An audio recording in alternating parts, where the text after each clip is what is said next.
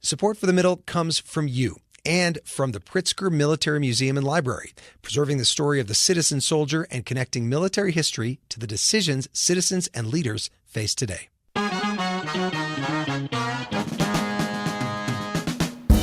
Welcome to The Middle. I'm Jeremy Hobson. Our DJ Tolliver is here as well. And Tolliver, we are talking about failure this hour. And I'm going to start us off by admitting to a failure that's very easy for me to talk about because it doesn't matter to my life at all at this point, which is that when I was a sophomore in high school, I failed a geometry test. I actually got a 14 out of 100, which wouldn't even have been good if it was out of 20. If it makes you feel any better, I'm 40, and I asked my friend what country Panama was in the other day. Oh, Tolliver. Oh, man. Well, of course, it is more difficult to accept failure when it's something you really care about. So is there something, Tolliver, that you failed at that you're willing to talk about? Well, now I'm, a famous DJ on this show, but in my early 20s, I was like, I'm going to be the next Usher. I was so sure I was going to be Justin Timberlake and all that. So I wouldn't consider that a failure, but, something like that. I wanted to be David Letterman, and actually now I'm happy I'm not because it looks like late night talk shows are not really doing that well at the moment. But the thing is that everyone has experienced failure or will experience failure, whether in their personal or professional lives. But if you listen to very smart people, they say that failure can actually be a good thing. Winston Churchill said, quote, "Success is stumbling from failure to failure with no loss of enthusiasm." Confucius said, "Our greatest glory is not in never failing, but in rising every time we fail." And of course, "What doesn't kill you makes you stronger" by Kelly Clarkson. So this hour, we want to know how you came back from failure. We're going to get to your calls in a moment at 844-4MIDDLE. That's 844-464-3353. But first, last week we talked about the Epstein files and whether the revelations will impact your vote this November. Here are some of the voicemails we got. My name's Michael Hauser. I'm coming from Kansas City, Kansas, and it is very important to me that the Epstein files are on the public consciousness. The fact that the leaders of our world can get away with such blatant abuse of human rights and dignities is disgusting, and I think we should all be far more concerned than it seems that we are. Sergio Perez, calling from Los Angeles, California. These Epstein files are nothing new, and I don't think it should be branded as a Republican thing because, both sides are guilty. Everyone's at fault, and I think people need to do better at voting versus what social media tells them to vote for. Hi, it's Mary from Grand Junction, Colorado. The Epstein files are a big concern, and I don't want it to get dropped. Other countries are holding their political officials accountable. I don't know how you get to the bottom of the truth of this, but it does matter because obviously they know it matters because there's a lot of hiding in all of it. Well, as always, you can hear that full show on our podcast. Just subscribe to The Middle wherever you listen to podcasts. So now to our topic this hour. How have you come back from failure? Tolliver, how can people reach us? You can call us at 844-4MIDDLE. That's 844-464-3353. Or you can write to us at listentothemiddle.com or comment on our live stream on YouTube. Joining me this hour, Amy Edmondson, author and leadership expert. She's also the Novartis Professor of Leadership and Management at the Harvard Business School. Amy, great to have you on the show. Great to be here. And Daniel Pink is with us as well, author of several best-selling books, including The Power of Regret, How Looking Backward Moves Us Forward. Daniel, welcome to you. Thank you. Well, and as I was preparing for this, I will say, Amy, that one thing that came up again and again about failure was the word inevitable. Is failure an inevitable part of life? Absolutely. If you don't fail, you could never learn anything new or learn how to do anything new. You couldn't ride a bicycle, you couldn't walk, you couldn't do geometry. Back to the geometry. But is it then the purpose, Daniel, to try to avoid failure? Is that the right approach?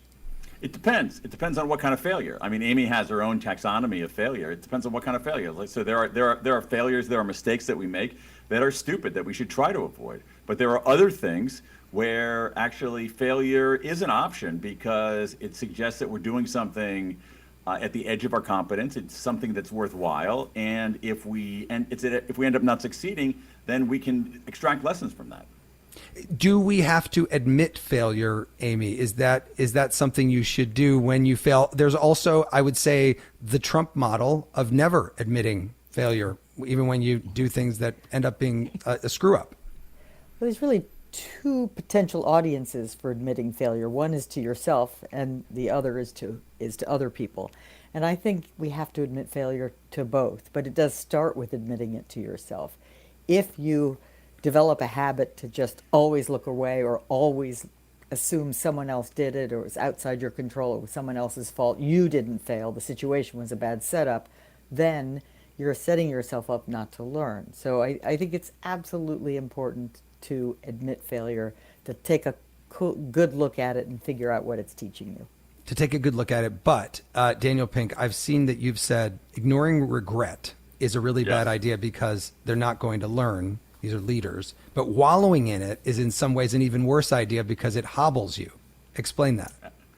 Well, I mean, so I've done some studies of regret, which is the emotion we feel in the face of the action, often the action of failure, the action of mistakes. And what we have to do is just triangulate. I mean, some people, in the face of this terrible emotion, will ignore their regret, plug their fingers in the ears, blah, blah, blah, blah, I don't hear anything. Bad idea. Other people get captured by it and wallow in it. That's also a bad idea. What we should do is a third way, which is actually look it in the eye, interrogate it. Try to learn from it. I think of regret, the emotion of regret, a little bit like a knock at the door, right? And it's a somewhat menacing knock at the door. So you can do two things. You can say, I don't hear anything, even though someone's knocking at the frickin' door. Bad idea. You can dive under the couch and try to hide from it. Bad idea. What you should be doing is open up the door and say, hey, you got something to say to me? Let's learn from it. You agree with that, Amy? Oh, it's perfect. No failure there from Daniel. Okay, good. Yeah, no failure there. Dan Good. never fails, so I don't believe a word he says. But I do have to say, though, the regret of all the regrets types that you studied, the one that you said people were most consumed by was sort of the regrets of not trying, and I think that's very relevant to this. I forget what's the category. Well, I mean, we have in the architecture of regret, there are regrets of action and regrets of inaction. Right. And one of the things that you see is that, especially over time, people regret what they didn't do more than what they did Which do. are the And risks a lot of they times didn't take, right? Yeah, and a lot of times we associate failure with trying something and having it go south on us. But there's a whole other category where we don't do things and we feel like a failure because of our inaction. And I call those that stance or that attitude, that approach, that's playing not to lose rather than playing to win. And if you play not to lose, you're sort of holding yourself back because you're afraid of failure. And you may succeed in not losing, but you'll miss out on adventure and joy and stretching and accomplishing new things that end up being really fulfilling. Well, and it gets to the word that you just used, which is risk. How much is that associated with what we're talking about here? Somebody that's careful and doesn't want to fail, and so they don't take any risks, and somebody who is willing to take the risks knowing that they may fail spectacularly even. And it's not risk in terms of foolish risks, right? It's risks in terms of I'm willing to try something I haven't tried before because I think I'll learn something, or I think I'll be able to have an adventure I wouldn't otherwise have, or meet someone I wouldn't otherwise have met. So it's thoughtful risks. Daniel Pink, I wonder, if as we start to hear from callers, if two of the biggest categories, or maybe most painful categories of failure, may either have to do with losing a job or a relationship, a divorce, or something like that. Yeah, and again, I forget, this is the lawyer in me coming out because I'm answering every question with "it depends," but it depends. So let's take losing a job. Sometimes losing a job is a failure.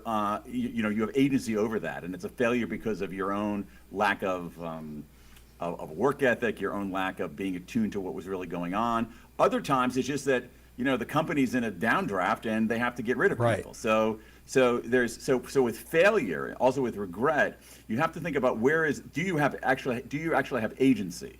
All right. So if it's raining outside, I can't regret that or feel like it's a failure on my part because I don't have agency over that.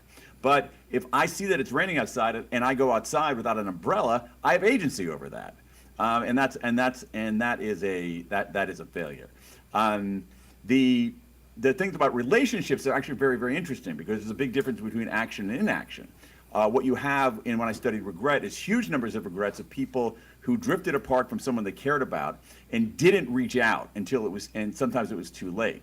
You have other instances where people actually got into a wrong relationship and maybe extracted themselves from it too late. Sometimes what they do is they find a silver lining. So I shouldn't have married Fred, but at least I have these two great kids. So they see a silver lining. They do what's called a downward counterfactual to make themselves feel better. Well, and then it's about what they do afterwards. And Amy, let me just ask you, we heard from all those quotes from famous people, and I could have read many more talking about how it's all about the comeback and what you do after you fail.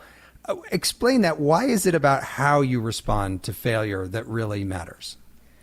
Well, a failure, whether it's a kind of idiotic one or a really smart one, always has something to teach you. And so get your money's worth, right? You've already paid for it, so you might as well learn from it. So that's how you respond to it. Is do you take a cold, hard look at it and say, okay, where did I come up short? What should I have done differently? What can I take away from this? And more importantly, what do I try next? So otherwise, what's the point? Right? Get your money's worth just reminded me of something I always think about when I order the wrong thing at a restaurant and I just don't want to eat it. And somebody said to me once, don't punish yourself twice. Right, just because you paid for it doesn't mean you have to eat it. It's a small failure, right? But don't make it bigger. It's a setback. I mean, that's very Buddhist. I mean, it's the Buddhist concept of the second arrow. The first arrow is the thing that injures you, and the second arrow is how you respond to the first arrow. Second dinner, more like. Right. Well, Tolliver, plenty of figures in media and entertainment have spoken candidly about how their failures propelled them forward into future success. Yeah, one of them is Ariana Huffington, who has had a very long career filled with successes and failures. Here she is speaking about the virtues of failure. Failure is not the opposite of success. It's a stepping stone to success. But what makes it possible to accept that, is the fact that you have your own resilience, your own strength and peace and wisdom that you tap into so that you are not just dependent on the outside circumstances of your life. Well, and of course, Ariana Huffington made, I think, hundreds of millions of dollars selling the Huffington Post. So I guess that would be considered a success, Tolliver, not a failure. They say fail up. Yes. Oh, boy. We'll be right back with your calls on The Middle. This is The Middle. I'm Jeremy Hobson. If you're just tuning in, The Middle is a national call-in show. We're focused on elevating voices from the middle, geographically, politically, philosophically, or maybe you just want to meet in the middle. This hour, we're asking you how you have come back from failure. Tolliver, what is the number to call in? It's 8444-MIDDLE. That's 844-464-3353. You can also write to us at listentothemiddle.com. I'm joined by Amy Edmondson, professor of leadership at the Harvard Business School, and author and speaker Daniel Pink, and lots of callers. So let's get to Jonah in Appleton, Wisconsin. Jonah, how have you come back from failure? Hey, thanks for having me on.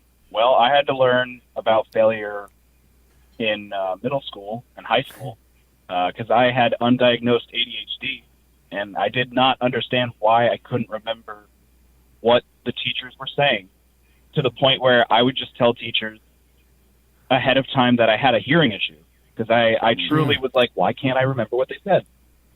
I only got diagnosed at the end of high school, so my learning from failure started pretty early. Well, and how did you come back from that? What would you say is the lesson from your experience?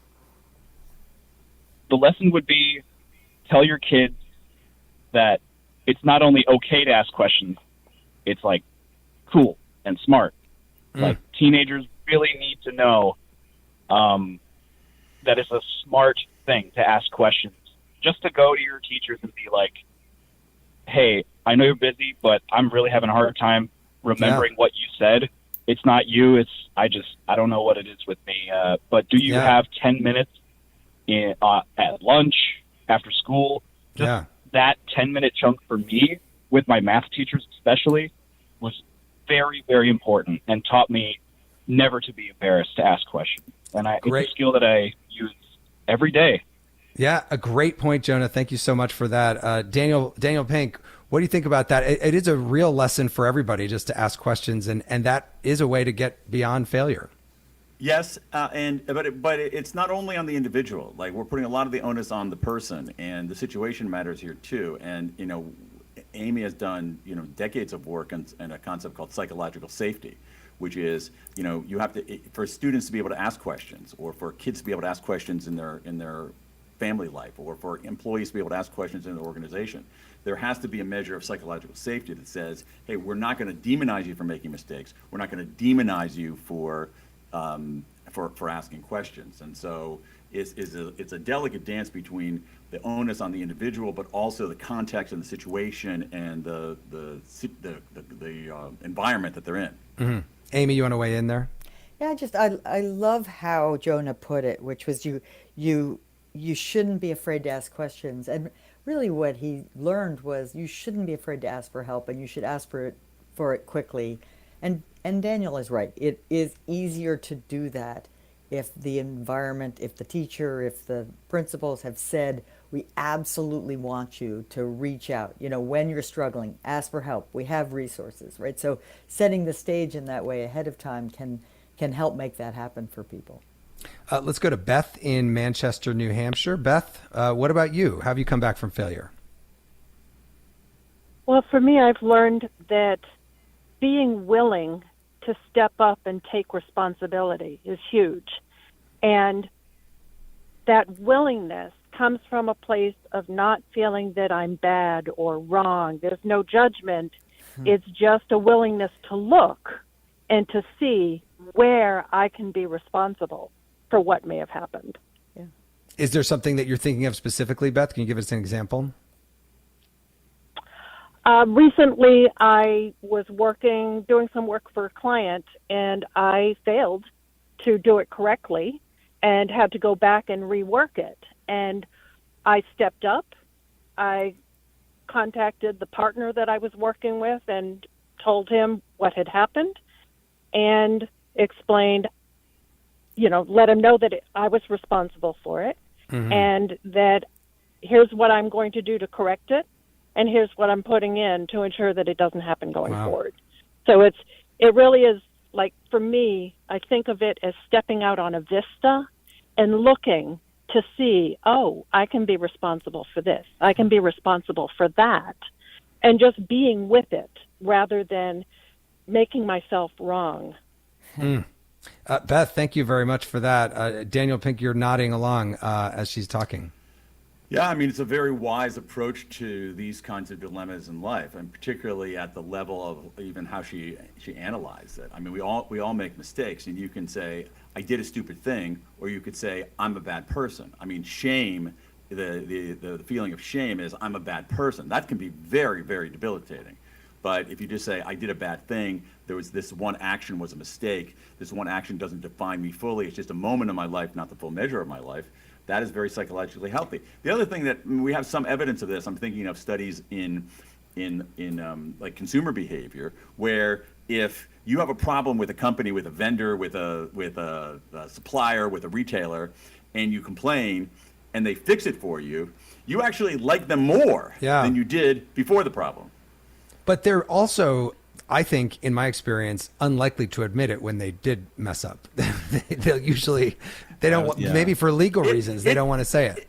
Well, okay, so that's an interesting point. It's a very interesting point. So just two quick things, and we'll let Amy jump in here. So first of all, the way that we talk about failure, the way that corporations, big institutions talk about failure, is they use like incredibly inhuman language, like, we regret any inconvenience this caused you. Right. So, Jeremy, if I bumped into you, if I bumped into you and spilled coffee on you, I wouldn't say, "Oh, Jeremy, I regret any inconvenience I caused." I would say, "Oh my God, I'm so sorry. I can't believe I did that." Right. Right. That's one thing. The other thing is that the legal liability is a big deal, and there are suggestions out there that, particularly for things like certain kinds of malpractice, certain kinds of medical mistakes, that if the doctor simply apologizes and says, I admit it, I'm sorry about that, then the plaintiff who's suing might not sue, but the lawyers don't want to do that because it's an admission. Right. And so our legal system is incompatible with how, in this case, with how human beings should operate. Yeah. Amy? Our legal system is incompatible in that sense with our psychology, right? Our psychology is dependent upon the relationship and the quality of the relationship. And when someone genuinely apologizes or genuinely notices and seems to care that they made a mistake or did something wrong, I think the research is clear. Like we like them better. We feel a tighter bond. We feel more connected to them than we did before. So I too, as Beth was talking, was thinking of the word wise and brave. And there's a certain way in which, Beth, your willingness to sort of take a look at it and say, okay, what happened? And almost with a touch of curiosity, like, what are the ways that I contributed to that, not just circumstances outside my control? And it shows to me a way of thinking that I like to say is thinking like a scientist, right? It's just data. And how do I take that data and put it to good use going forward? Well, it makes me think of like one of the government agencies that I think I'm so proud of, which is the NTSB, which is that every time there's any kind of an airplane accident, they go and figure out how did this happen and how do we make sure that this particular thing never occurs again. And they actually have been incredibly successful at doing that over the years. Right. Lots of calls on the lines. Let's go to Daniel, who's in Kansas City, Missouri. Daniel, what about you? How have you come back from failure? Hey, thanks for taking my call, Jeremy. Can you hear me? Yeah, we hear you. Go ahead. Yeah, awesome. I've experienced a lot of failure and come back from a lot of failure in my life, and it's certainly taught me a lot, and like how to face that and grow from it rather than run from it or not admit it. But what I was telling you beforehand, that is, I'm in the middle of kind of like a regret quandary that I don't know what to do about, and I've had this great relationship that I'm in. We've lived together. It's been great. Like, we communicate well. It's wonderful. And there's this other person that's kind of come just in passing into my life. They're not anyone I'm close to. I just see them in passing, and I can tell that there's this connection that would be just magnetic and so interesting to like see if this is like an actual person that I should be in a relationship with, that I'm currently in a really happy, wonderful relationship, that I don't want to mess that up and have regret for leaving. I also don't want to have regret for the thing that I didn't do, like you were talking about earlier. Those are the things that eat away at you, and this person is just an eating away at me in the back of my mind, going like, wonder what her thing is. Wonder if that's actually like real, this connection that I'm feeling, because it seems like it every time we pass. So yeah, okay. Well, thank you for calling in with that. Tolliver, I guess we'll call this Love Line now. But Daniel, thank you for that call. Amy, I mean, I do what do you think say? that's a Daniel question.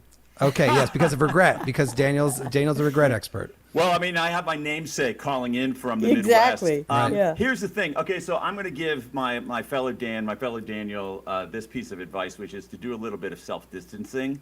I think that one of my favorite decision-making technique when I'm stuck or when I want to give advice to other people is ask them, what would you tell your best friend to do? And so what I would ask Daniel in Kansas City is, what would you tell your best friend to do in this situation? And my guess is that Daniel in Kansas City knows, because Daniel in Washington, D.C. is studiously avoiding the answer. Take yourself out of it and look at it from the outside. Yeah. Let's go to PJ in Ogden, Utah. PJ, what about you? How have you come back from failure? Well, I think it's interesting that you talk about the medical profession. I'm a veterinarian, and so as a veterinarian, I'm very capable of saying I messed up, because, and it really does change your client perspective. But I failed my national entrance exam to be a veterinarian, so I had to take that twice. I've started a business and grown over 20 years of making so many mistakes, having no business education, just knowing that I had a dream. And so that just drives you, and you have to be humble. You have to apologize, and you have to learn from the mistakes you make. And I've just recently taken on orthopedic surgery and taught myself, and that's I've screwed up. I have messed up and had to refer a case to another orthopedic surgeon because I really screwed it up. But since then, I have, come along, and I've done multiple orthopedics, and I've repaired them better now because of those mistakes that drive you to improving that investment and the care that you have in your life. I'm glad you brought that up, PJ, because there's just so many people have experienced this in business and especially in building a small business, which is very difficult to do. Amy, what do you think? Yeah, I love this question and this story because it brings up the idea that there are bigger and smaller failures. Right? You could start a business and it fails. You try to get into veterinary school and you fail the entrance exam and you pick yourself up and you try again. And those feel pretty big, and they are, but you know what to do and you try again. And then there's just sort of the little day-to-day mistakes, the things that you misdiagnose that in fact maybe were quite puzzling and ambiguous. And so I sometimes find it helpful to distinguish between a failure, which is an undesired outcome. We all know what that means, but some of them are new and interesting and take us a step forward. Some of them are a result of we weren't paying attention, we weren't doing our best. Those, again, we should try to reduce to near zero. But mistake, technically a mistake is a deviation from existing knowledge or practice unintendedly. But an experiment, forcing yourself to try something new and to stretch your skills isn't a mistake, even if it ends in failure, right? It's a good idea. It's a good stretch. And it sounds to me like you have the right attitude toward both mistakes and failures, and that recognition that you just have to keep trying and keep moving forward. Tolliver, any failures writing in on listentothemiddle.com, or they just use the phone? The way you phrase that, I got to tell you. They're failing to write in. Anita says, I worked with nonprofits for over 3 decades. The federal government typically offered demonstration grants to try new programs or services to see if they work. Some of them don't and fail. However, this is considered valuable information. And then I'll do one more. So McDuffie and Georgia McDuffie writes almost every week. So I want to shout out to you, McDuffie. He says, if I let fear from my failures keep me from trying to move ahead positively, then I doubt I would have ever had the chance to work in baseball broadcasting and many other wonderful things. So take it from me, failure isn't final. All right. Let me get to one more call before we take a quick break here. David is in Gainesville, Florida. David, what about you? How have you come back from failure? So my question, I actually have a question instead, and that has to do with, your upbringing. So if you have somebody who has a different type of upbringing, in my case, one emotionally immature parent, and how, in my world when I was a child, failure and being wrong were almost unanimous. If you made a mistake, it can sometimes result in an overreaction on behalf of a parent. And so that obviously, I'm finding out as an adult, that obviously affects how you view failures, and also your hesitancy to try new things. And if that has anything to do with the way that you either of the guests' frameworks works as far as viewing failure and regret and tough parenting, and then you're tough on yourself. Either you want to jump in on that? Sure, I can give it a try. I think that most people have challenges to overcome, some more than others, and there's no question that some childhoods are really teaching the wrong lessons, right? Really teaching kids bad habits and wrong thoughts about cause and effect, and and teaching them that they're not good enough, or that if they get anything wrong, it's a disaster, and that's unhealthy and unwise. And I think by even the fact of your calling in and talking about this suggests to me that you've done a lot of thought and gone through a lot of growth and development, and you're trying very hard to develop healthy thinking habits and probably, hopefully, healthy parenting habits for your own kids, if you have any or plan to have any. Yeah. Daniel?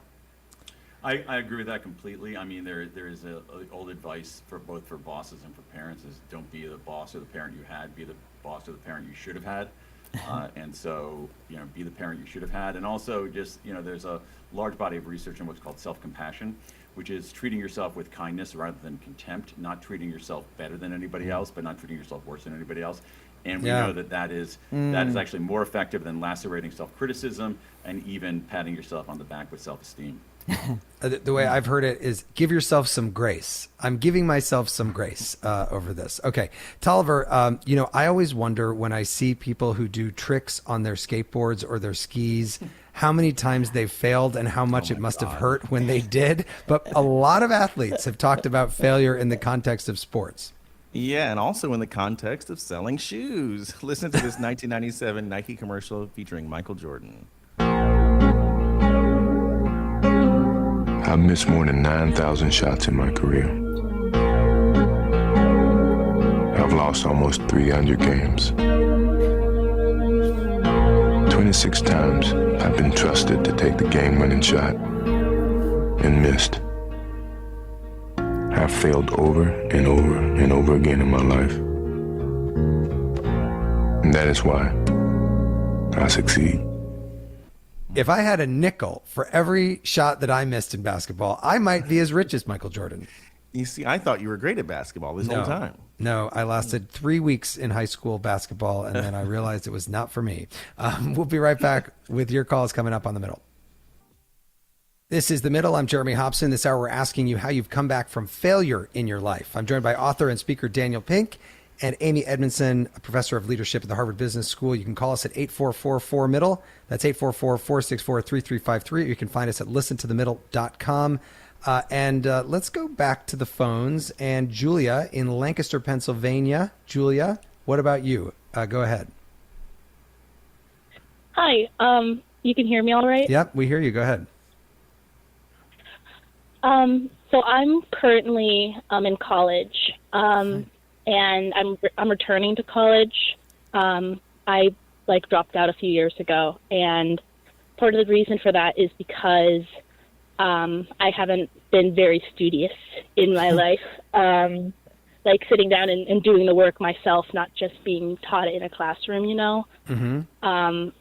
I struggle to sit down and get myself to actually do the work. And coming back to college, I've decided this is something that I want to achieve.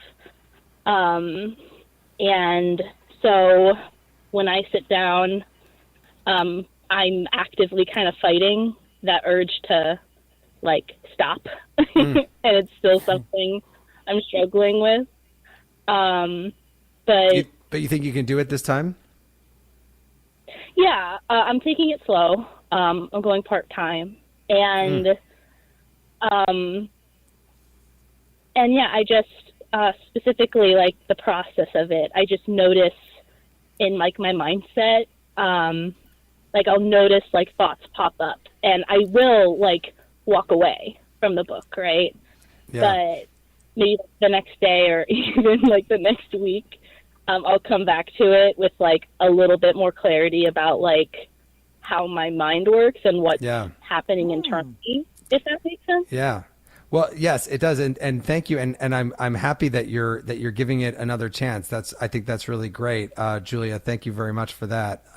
Either of you want to jump in on that? I'm sure there are a lot of people in a very similar situation. Yeah. And we know so many people who've, stopped doing college or stopped doing something and they go back to it later. I mean, first of all, it's the perfect setup, right?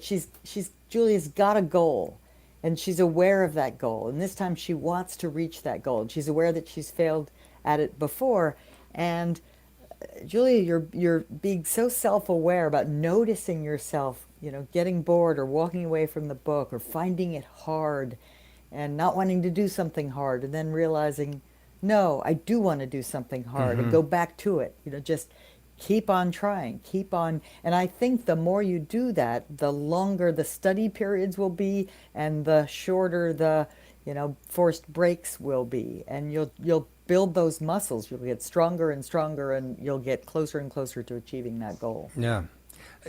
I wonder, Daniel Pink, if part of the benefit of failing is realizing that you can't be perfect, that perfection is not the goal. I think it's true. I think it's true for some people, and if perfection is your goal, then you're going to be disappointed, basically, throughout your life until you pass from this earth. because there's no way to be perfect. I think in some ways life is about choosing the imperfections you're willing to tolerate. And also to Julia, I mean, again, I just want Julia to treat herself with some degree of self-compassion. You know, if we were to say, if Julia wasn't talking about studying, which has a kind of moral valence to it, and instead was talking about running, and Julia said, I want to run a marathon. And, you know, we wouldn't say, okay, go out and run 26 miles right now, Julia. We would say, hey, run around the block. Great, you ran around the block today. 2 days later, run around 2 blocks. Now go half a mile. Now go a mile. And so she seems like what she's doing is very courageous and quite psychologically healthy. Let me get to Brett, who's calling in from Verona, Wisconsin. Brett, what about you? How have you come back from failure? Hey, Jeremy, great program. Appreciate it. I had to get to have my midlife crisis on the front page of the newspaper. I was in elected office.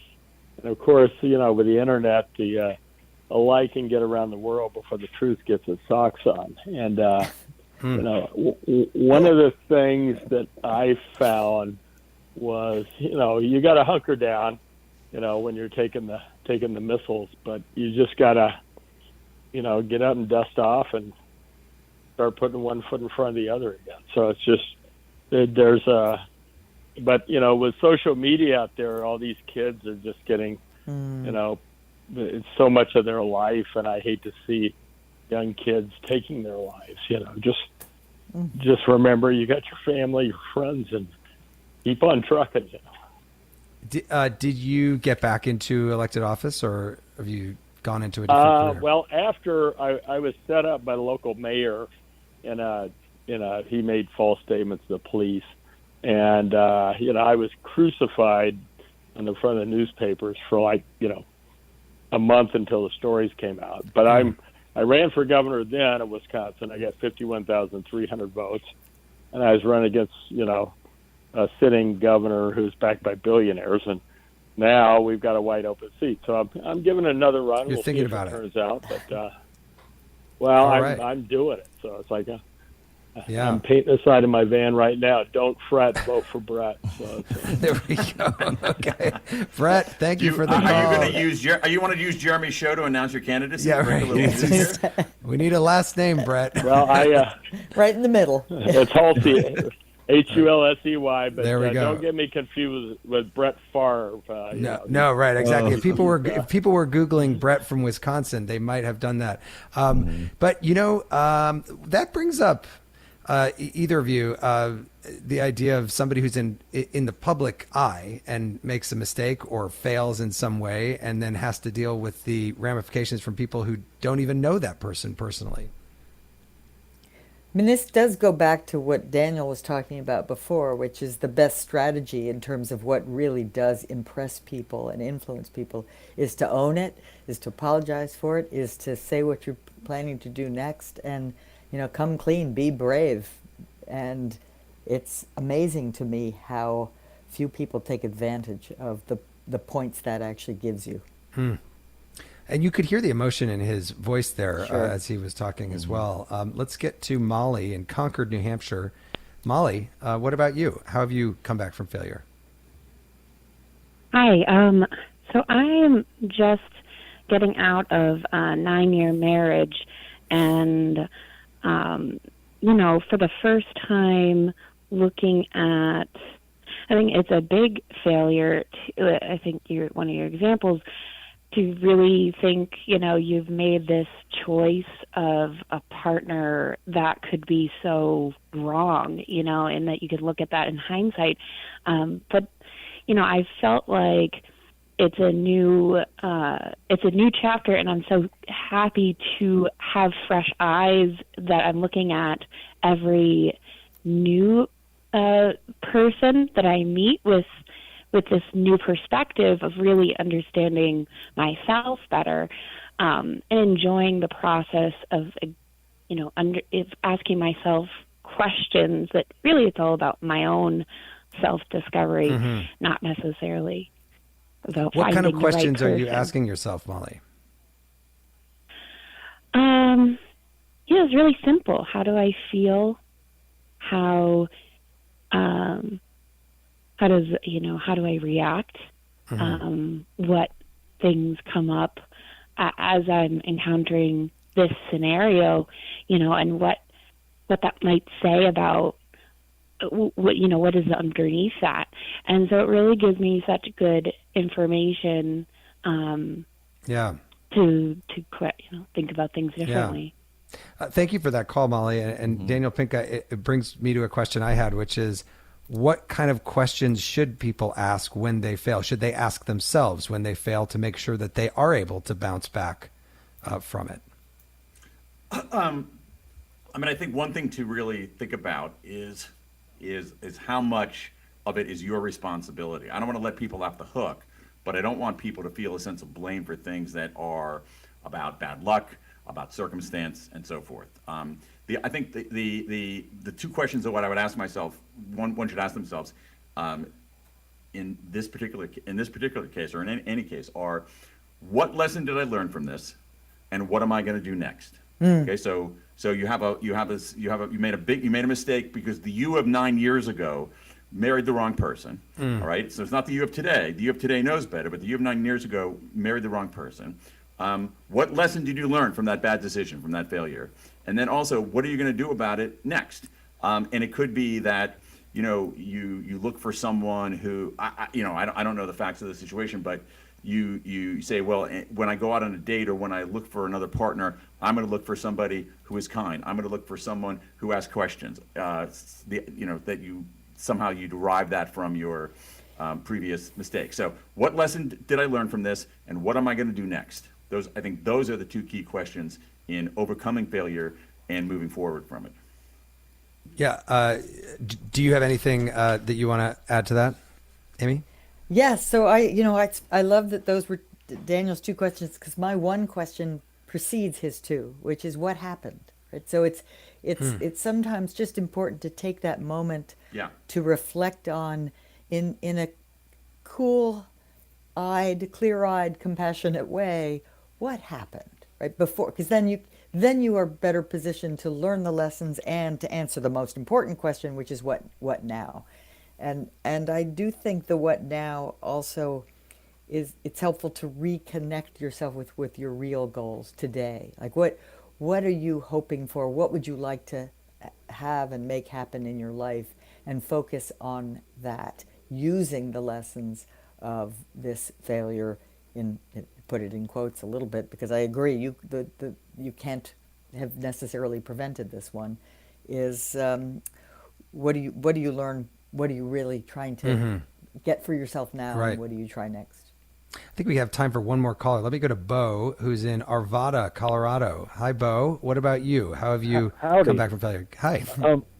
So I suppose I have failed at just about everything in life, but I recognize, like the gentleman was saying, that that if you're trying to be perfect, you can't, and so that everything that I do, I could always do better, and so I don't have to be insecure about failing for anything, and I don't have to have an aversion to learning, because in doing it, I already have accepted that I could always do it better. So, but you've gotten away from the idea of striving for perfection. Oh, no, I'm still going to strive for it. And that's what allows me and motivates me to do the best that I can. To make that woodcut better, to be a better dog parent. My friend said it's not whether or not you make a mistake that matters, it's how you deal with it, because you're always going to. And so I don't have an insecurity or that aversion that some people do, where they don't accept their failure. Like you were talking about Trump earlier, like not acknowledging things. Like I just go ahead and acknowledge it, that anything that I do, I could always do better. Yeah. Bo, thank you for that call. It reminds me actually of something I learned the other day as a dog parent myself, that I shouldn't be rushing Midas along when he's sniffing around, because that's really good for his brain. That's what he wants to be doing. It keeps him sharp. One of the things that, as I've listened to all these callers, and we've heard from young people, a person in college, we've heard from older people who are getting divorced, Is there a difference between the way that you see, either of you, people in this country approaching failure depending on which generation they're from? Ooh.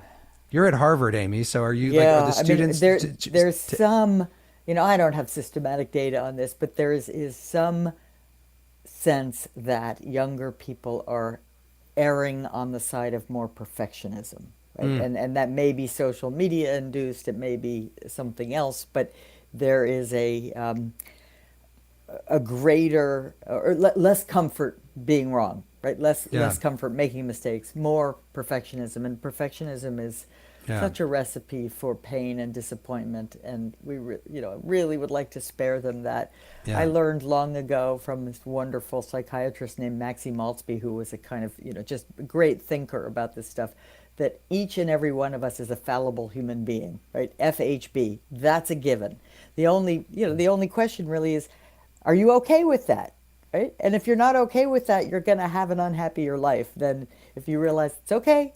I and everybody else here is a fallible human being trying to learn, trying to do the best that we can. Well, I failed to leave enough time to ask another question to Daniel Pink here, but we've run out. I want to thank my guest, Amy Edmondson, professor of leadership at Harvard Business School, and author and speaker, Daniel Pink. Thanks so much to both of you. Thanks, Jeremy. Great to be here. And if you like this show, subscribe to the podcast version of The Middle. Every week we include extra calls and conversations that don't make it into the broadcast. Yeah, we call it the Too Hot for Tolliver segment, which is tough to beat.